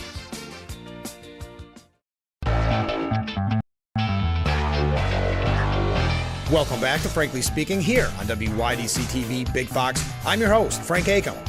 And how can we help like that in our small businesses, not to sound cliche, but are the backbone of our community? Let's talk about thanks, as always, to you, the viewers, for sending in your texts and your voicemails. Now we go to a comment. This is from John in Elmira. Make sure to catch Frankly Speaking only on AM Big Fox News WYDC or visit our website at WYDC.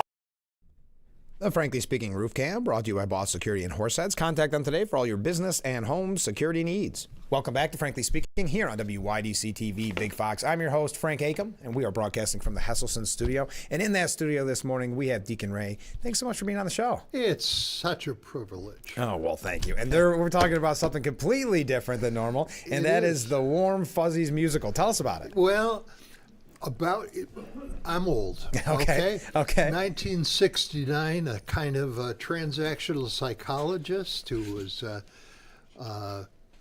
working on a project and decided to write a story about how a community went from being a very warm and loving place to a miserable place and how they went back to becoming a warm and fuzzy place. And so it all involved the story of the warm fuzzies. Okay. Now, warm fuzzies were things that, we depict them as little fur balls with eyes. Okay. But warm fuzzies were something that everybody got when they were born. Mm-hmm. They got a bag full of them. Okay. And they would, as the story goes, give them away to everybody. Yeah. And they felt great about that because they always got one back. Yeah, that's true. When you give somebody a warm fuzzy, you always got one back, and you'd never run out. Right. Well, there's always somebody that doesn't like happy people. That is true. Well, this mean old ogre, and it's been portrayed in different things. I decided to not make it a mean old witch. Yeah, because, right. I mean, how could you make a witch popular? Oh, right. Wait a minute, wicked. Never mind. Never mind. But this mean old ogre who lives at the side of town decided to spread a rumor that there was a nationwide shortage of warm fuzzies. Oh, interesting. And if people kept giving them away, they were going to run out. Okay. And then they were so gonna everybody's hoarding them. So people started hoarding their warm fuzzies. They didn't give them away, but somehow it felt strange to meet somebody on the street and not give them a warm fuzzy. Right. So the ogre developed cold pricklies. Okay. And he decided you could give them cold pricklies instead. Yeah. Well, it really didn't turn out really well. Mm-hmm. And Schwabi-Dabi-Doo, the name of this mythical town, went from the happiest place in the world to really a pretty disastrously crummy place to work. And it went that way for generations until, shouldn't probably give away everything. Yeah. I know. But until somebody figured a way to restore joy. And that's the idea of the story itself. Yeah. Now, I actually produced this thing with a group of middle school kids back in 1970. Oh, wow. Just as a short little play. Okay. And I wrote one song on it. It was a song, a couple songs. It's a Schwabi-Dabi-Doo-Da-Day, one of the classics. Of course.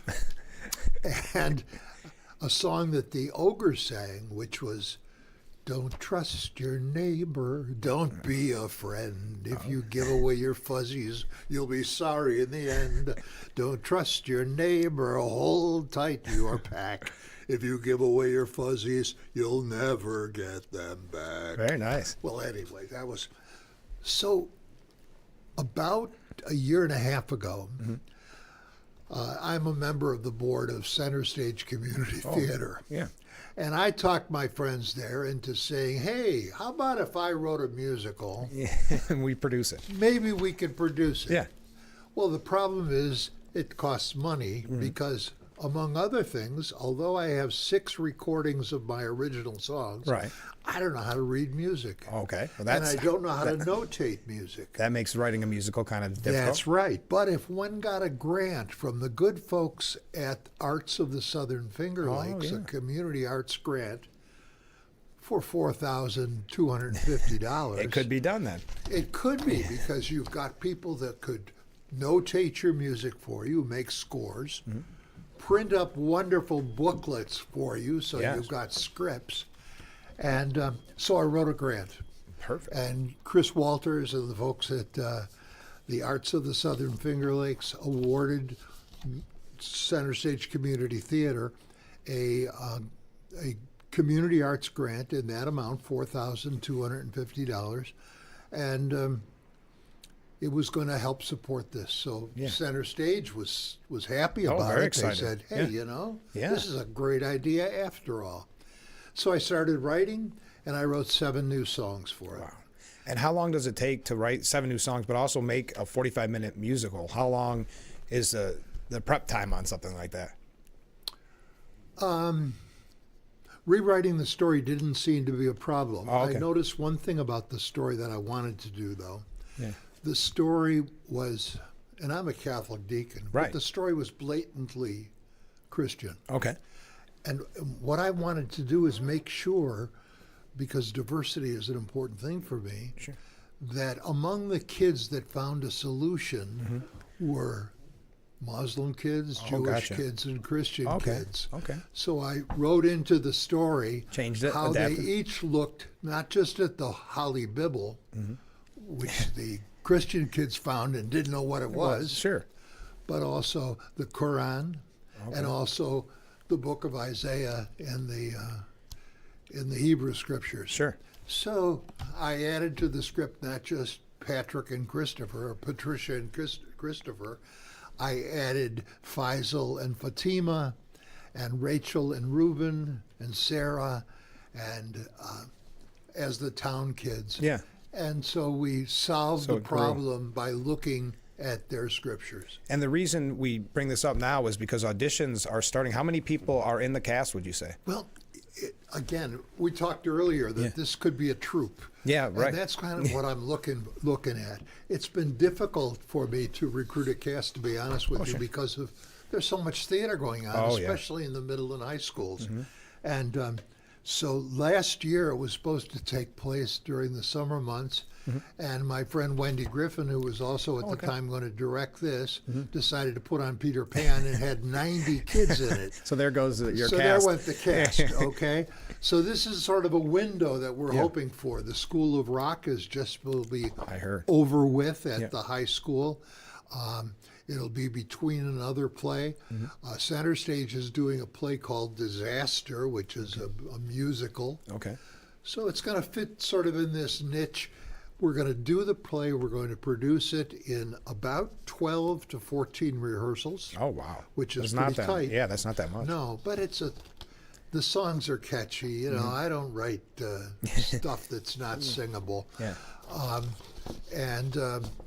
The script is, it's 45 minutes. So the idea is to have a cast that could be as high as 20. It could be more than that. But we need at least 9 or 10 kids to fill the role, and that's sharing roles. My dream would be to be able to double cast it. Oh, yeah. So that we could have a Bounce middle around. school production Yeah. and a high school Oh, that'd be production. great. Or we could have a mixed cast. And so when we try to do show number 9, and it's sometime in August or September, that people would be able to share roles and new roles, and we would have enough in this troupe to go and not only do the show that we have planned, the shows that we've had planned on the Centerway stage. Oh, yeah. Because this is going to be a show that's going to be offered to the community for free, basically. Oh, yeah. And the auditions themselves are Thursday, April 3rd from 6:30 till 8, and Saturday, April 5th from 10 a.m. till noon, and that's at the First Presbyterian Church in Corning. Right. Do they need to bring anything? They've been great to us over the years. Oh, They've allowed us to use their facilities for practice. And they have a great facility. We've actually done a couple of shows there. I did the best Christmas pageant ever in their sanctuary, just pre-pandemic. So they've been great. So it's, they're not sponsoring it, but they are so generous in opening up their facilities to us to practice. Should people sign up ahead of time? Yeah. And there is a on the flyers that we have, and on a Facebook for Center Stage Community Theater. Oh, okay. There is a QR code. Okay. If you do that, it takes you to what's called Sign Up Genius. Oh, of course, yes. And Sign Up Genius or Sign Up Genie, whichever it really I can't is. remember. Sign Up Monkey, who knows? Will take you to the site, and you can just reserve a spot.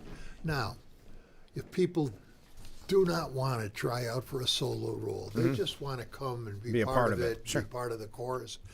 We really don't need them to audition, but we'd like to know that they're coming. Sure. And so we'd like them to come to the auditions. At the auditions, if there are time, we will do a quick read-through of the story and sort of introduce some of the songs. And if they sign up, they do, I would assume, get an advance copy of the script? They will get an advance copy of the script, but right now, when they sign up, they'll get the advance copy of the script, not in this form, but as an online. Yeah, of course. Download it, and they'll get a copy of the script plus the score. Okay. Plus a music track that will allow them to listen to the hear sound. what it sounds like. Oh, that's a great idea. And, so we have all those things ready now. What we need is a cast. So again, it's Thursday, April 3rd from 6:30 till 8 p.m. and Saturday, April 5th from 10 a.m. till noon at First Presbyterian Church in Corning. When are you looking to have the debut of the?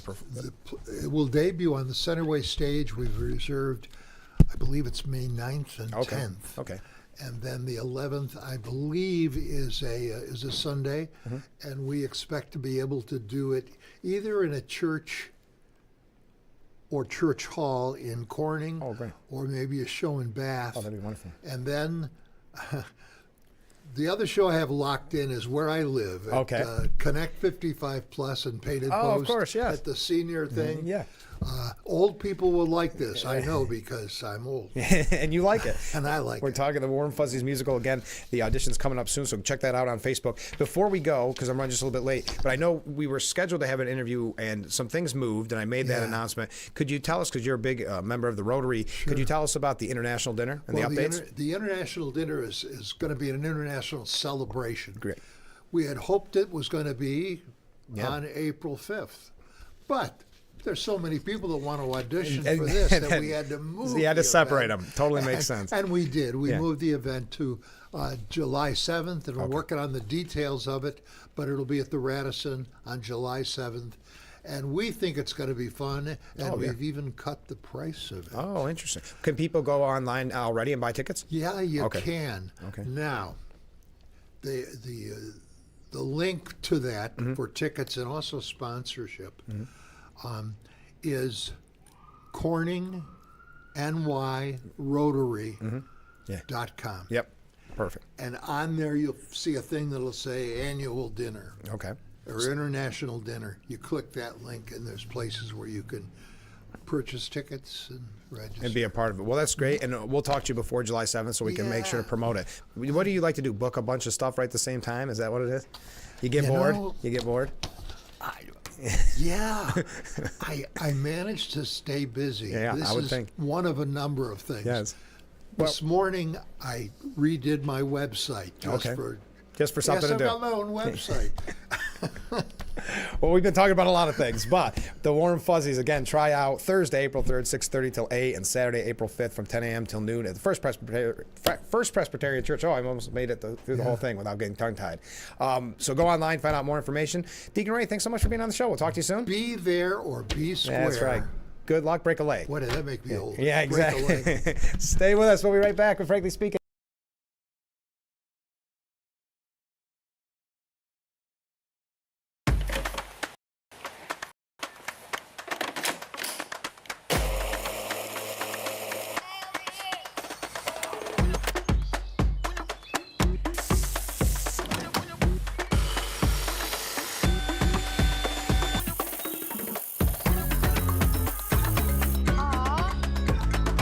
Do it all with Steel Battery. Power up with free extra battery deals on select Steel tools. Shop in-store and online. I invite you to discover what makes our school community so special, including the fact that everything, top-notch education, housing, healthcare, food, clothing, technology, and much more is provided to our students at no cost to our families. This is thanks to the generosity of our founders, chocolate maker Milton S. Hershey and his wife, Catherine.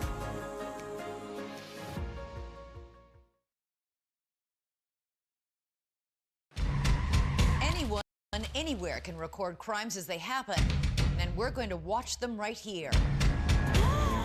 He just took his car.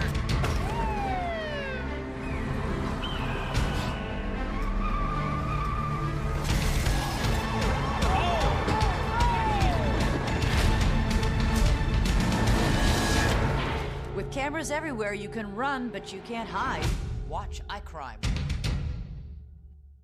The Bix website is here now. WYDCTV.com. Local and national news that keeps you informed and involved. WYDCTV.com. Today's weather, up to date and in your town. WYDCTV.com. Sports news, local events, and health stories that affect you. WYDCTV.com. The Big Fox website. Your news here now. WYDCTV.com. The Frankly Speaking Roof Cam, brought to you by Boss Security in Horseheads. Contact them today for all your business and home security needs. Welcome back as we broadcast live from the Hesselson studio here on Market Street in Corning. A comment from a viewer. Deacon Ray, what a fun guest. Love his stories. Great lessons for these times. Thank you very much, viewer. All right, so the New York Post editorial board said that New Yorkers must pray that the state budget standstill lasts for a good long time. Now, we know the budget deadline is April 1st and that there is no possible way that it will pass before the 1st. We talked with Assemblyman Joe Sempolinski on Friday, and he said with 100% certainty the budget will not be on time because the Assembly isn't even called back until the fiscal year is over. But Assembly Speaker Carl Hastie grumbled to reporters last week that the state budget talks are kind of at a standstill because of political disagreements with Governor Hochul. Well, good. Because Hochul and the legislature's Democratic majorities are in accord on plans that will push New York to further ruin. That is, on a gargantuan $260 billion in spending. Over $250 billion. A spree that completely ignores the clear fact that major cuts in federal aid are coming. The big spenders plainly figure that denial works in their favor. Lock in the outlays now, wait until the federal cuts are official, then hike state taxes to make up the difference and blame it all on Republicans in Washington. The longer any disagreement delays the budget past the April 1st deadline, the less defensible their denial becomes. Even as is, the plan threatens to add a staggering $18.2 billion in red ink through 2029. By rapidly jacking up spending, unwisely increasing taxes, and failing to address the structural budget gap, the Citizens Budget Commission recently warned Albany's proposals weaken New York State's financial future and economic competitiveness. The longer they're at loggerheads over policy issues, the greater the chance some power player will admit to these dangers and reopen the fiscal debate. For what it's worth, Hochul is plainly right on those policy disputes, above all on the need for modest changes to the disastrous discovery reforms and beefing up the involuntary commitment statutes. Her push for a statewide ban on smartphones in schools is also common sense. Albany is a bizarre bubble, so cut off from the real world that lawmakers from the city can oppose changes backed by their constituents and even fellow progressives like Manhattan DA Alvin Bragg. It's perversely appropriate that the state's leaders are supposed to settle on the budget by April Fool's Day because the plans they've already agreed to amount to a nasty pack of lies. And as I mentioned, a clean energy group has admitted that going green in New York may mean chaos for the power grid. A bombshell report from a clean energy group admitted that shifting to solar and wind may mean chaos for New Yorkers' power grid as the state's green energy law creates hurdles for cost and reliability. The report from the New York Affordable Clean Power Alliance, which represents solar and wind energy firms, noted that the state's timetable to phase out energy generated by fossil fuel is unrealistic and even, in their words, dangerous. Quote, the New York City area is forecasted to experience a generation shortfall starting in 2033, driven by an increase in peak demand and the planned retirement of existing dispatchable generation. New York faces hurdles in maintaining reliability due to ambitious renewable targets, the projected retirement of much of its flexible fossil generation fleet, growing load, and extreme weather. The intermittent nature of wind and solar could create challenges. They said, unlike fossil fuel plants, which provide dispatchable generation around the clock, renewables depend on weather conditions, making real-time supply and demand balancing more complex. New York's Climate Leadership and Community Protection Act of 2019, approved by then-Governor Cuomo and the legislature, requires the state and its energy producers and consumers to move away from fossil fuels by slashing gas emissions by 40% by 2030, with a goal of achieving 100% zero carbon emission electricity by 2040. The report cited a host of problems that has slowed down progress for ramping up renewables, including inflation-fueled supply chain issues, material and labors that have driven up costs, and delayed construction timelines for renewable wind and solar infrastructure.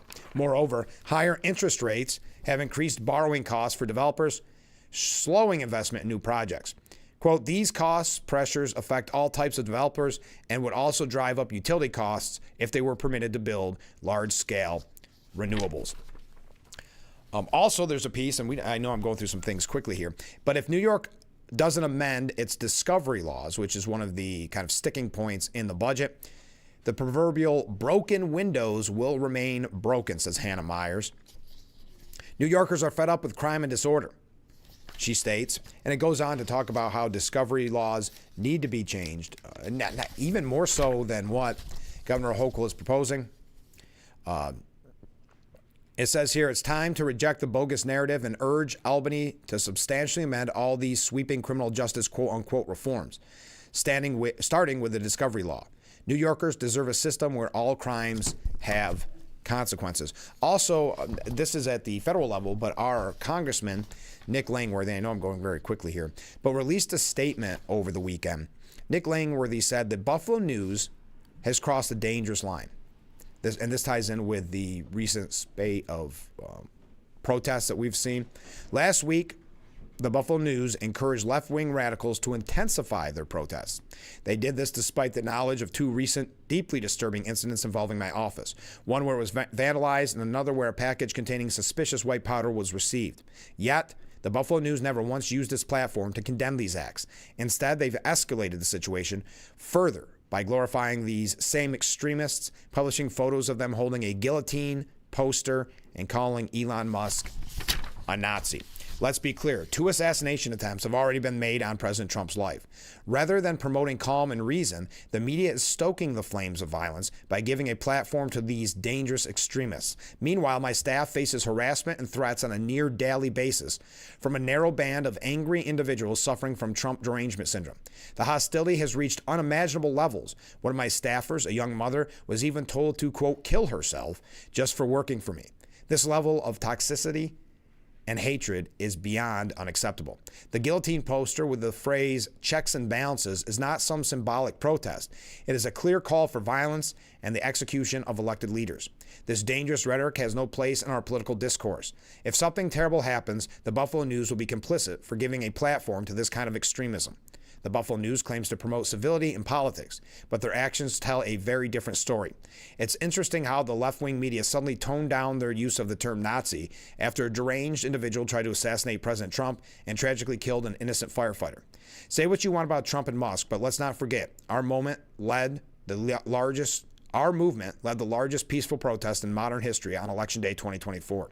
The double standard is undeniable, and we refuse to stay silent. That's Congressman Nick Langworthy. As we've talked about the town halls and talked about the calls for the town halls and the real threats facing the congressman, and we'll show you examples of this elsewhere as well. But we've got to take a short break. Stay with us. We'll be right back with Frankly Speaking here on WYDC TV, Big Fox.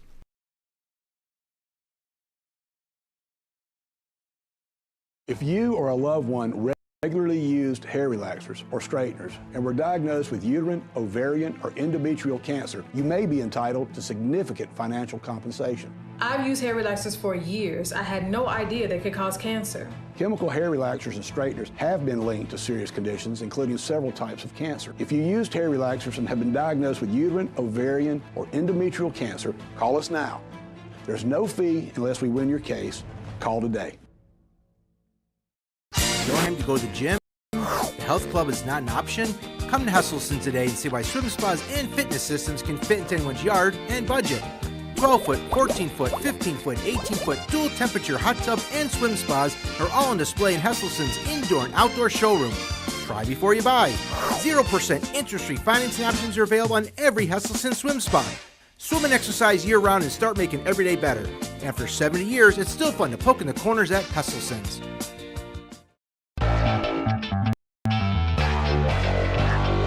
Welcome back to Frankly Speaking here on WYDC TV Big Fox. I'm your host, Frank Acom.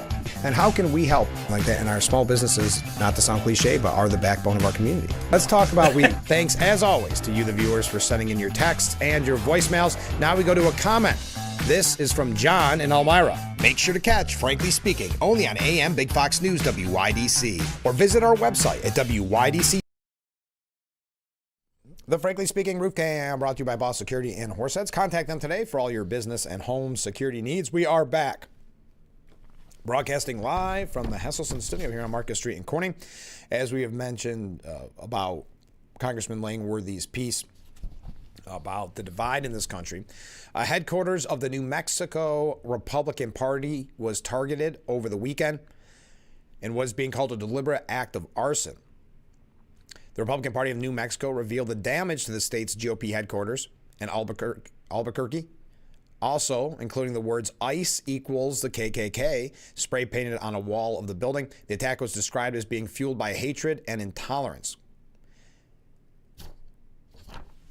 Over the weekend, the Tesla takedown campaign erupted into its biggest weekend yet. Demonstrators rallied against Tesla CEO Elon Musk during a Tesla takedown. Organizers called it a global day of action and said protests occurred in at least 253 cities around the world. For weeks, the movement's organizers have been encouraging people to boycott the EV maker by selling their Tesla cars and stocks. According to Tesla Takedown, thousands of grassroots groups and individuals worldwide are driving the decentralized effort. Yes, it's always grassroots. When it's the left, we have our real big questions if that is grassroots or not. But hundreds gathered for Central New York Tesla takedown protest. More than 300 people gathered in the town of Manlius. I don't know if I'm saying that right. Braving the cold and wet weather to take part in the global Tesla takedown protest. On Saturday, protests were planned at over 500 locations across the globe for a day of action against Elon Musk. In Central New York, people gathered on one side of North Burdick Street, lining up from the Tesla dealership down past the town center.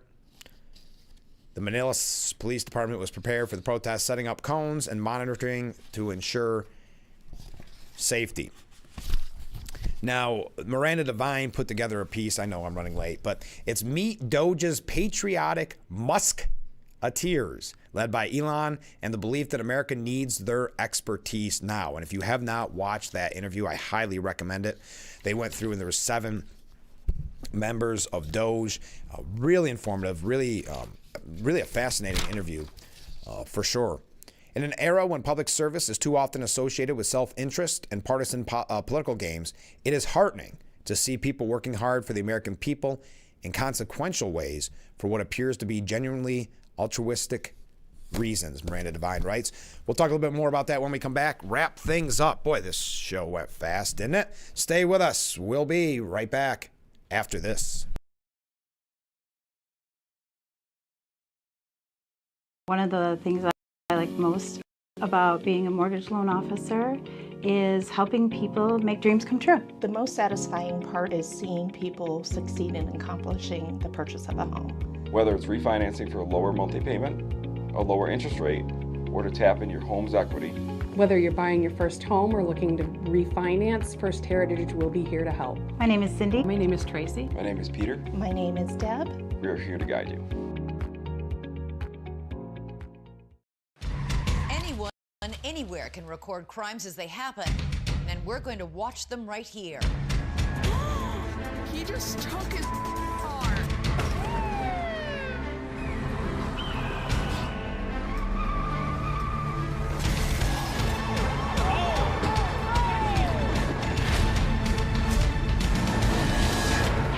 With cameras everywhere, you can run, but you can't hide. Watch iCrime. It's a season of sharing. Having a good time has always been my #1 goal. I tend to get crazy. At my age, I should not be jumping up and down like that. And if you don't know what I mean, ask your mama. The young ones, y'all like, we don't know what you're talking about. But I promise you, in 30 years, you will. It's the best time in daytime. Weekdays at 2 p.m. on Big Fox. The Frankly Speaking Roof Cam, brought to you by Boss Security in Horseheads. Contact them today for all your business and home security needs. We are broadcasting live from the Hesselson Studio, nearly out of time for today's edition of Frankly Speaking. I'm your host, Frank Acom. So David Hersani said Elon's Fox interview reassures Americans that Doge knows what it's doing. Now, other outlets are trying to suggest that just the fact that they had to do this is the first sign of trouble. That's according to Market Watch. The Elon Musk event on Fox News revealed MAGA's snafu fears. The first sign of trouble was the interview even took place. Only when Trump is in office or Republican is in office can transparency and information be looked at as or perceived as something negative. Musk and Doge may still be able to turn public opinion around. The real verdict on Doge won't come until the actual results are in. Still, it would have been a lot easier to get this right from the start. But David Hersani said that the interview was so good, you wonder why they waited so long to speak to the American people directly. The conversation not only let taxpayers put names and faces behind the effort, it helped Doge clarify the agency's mission. Democrats like to portray Doge as a gang of extremists armed with hatchets, recklessly hacking away at critical government services. What we saw was not only an impressive group, but thoughtful about the government's critical functions. Considering the government's lack of spending transparency and the sheer size of the project, it must be extraordinarily difficult not to make more of them. Democrats often dismiss these cuts as drops in the bucket. It's true. The only way to change the spending trajectory is to cut $1 billion at a time. What's really mind-boggling is that anyone who genuinely cares about the future of the country opposes the mission of Doge. And where was this? I want to say it was a Wall Street Journal, but I could be wrong. What's more powerful, they ask, Elon Musk's millions or liberal anger at him?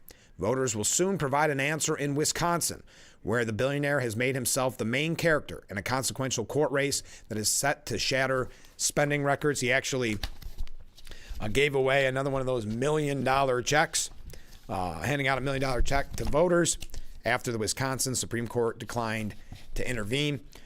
Many people are focusing on this Wisconsin court case, or court race, I should say. The New York Post editorial board said, let's hope Wisconsin voters stand up for democracy in their Supreme Court race.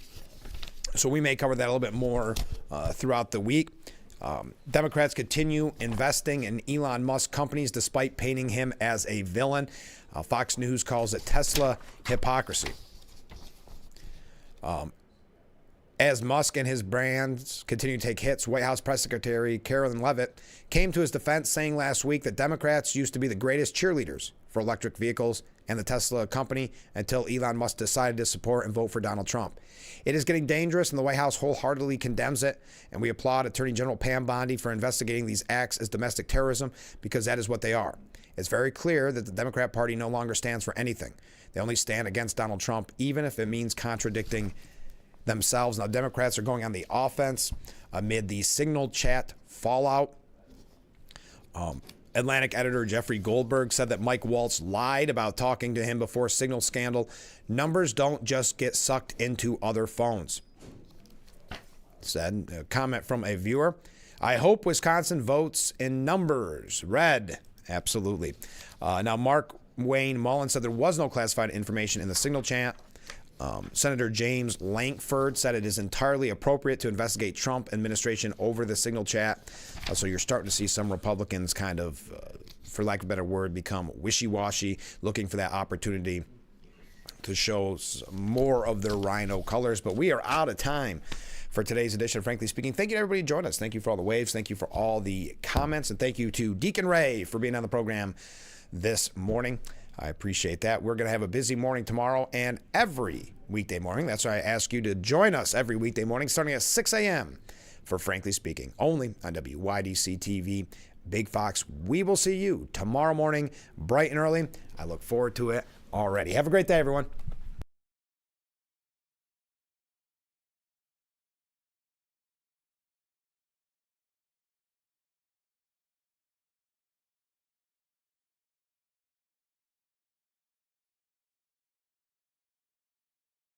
Hard water makes it hard to keep your home looking like the work of art you've always envisioned it would be. Culligan softeners reduce hard water buildup and your cleaning time, transforming every drop, every splash, every rinse into the fine art of a long-lasting clean. With a Culligan water softener, revel in the breathtaking beauty of your home, just the way you've always pictured it. Culligan, water you love.